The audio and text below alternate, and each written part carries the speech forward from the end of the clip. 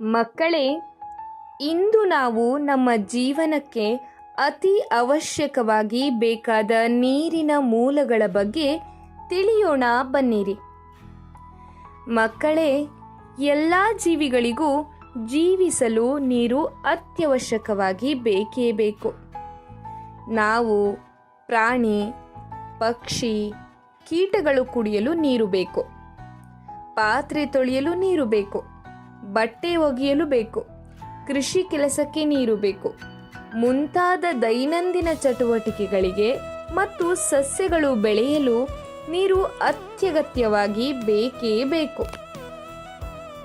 ಭೂಮಿಯ ಮೇಲೆ 70% ನೀರು ಕಂಡುಬರುತ್ತದೆ. ಆದರೆ ಕುಡಿಯಲು ಬಳಸಬಹುದಾದ ಶುದ್ಧ ನೀರು ಕೇವಲ 3% ಮಾತ್ರವೇ ಲಭ್ಯವಿದೆ.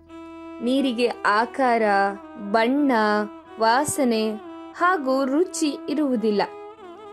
ಹಾಗಾದರೆ ನೀರಿನ ಮೂಲಗಳು ಯಾವುವು ಎಂಬುದನ್ನು ನೋಡೋಣ ಬನ್ನಿ. ಮಳೆ,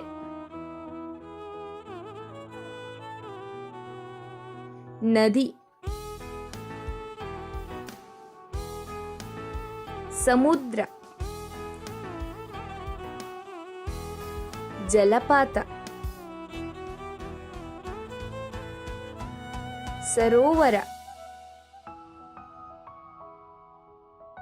ಕೊಳ, ಕಾಲುವೆ, ಬಾವಿ, ಕೊಳವೆ ಬಾವಿ, ಕೆರೆ.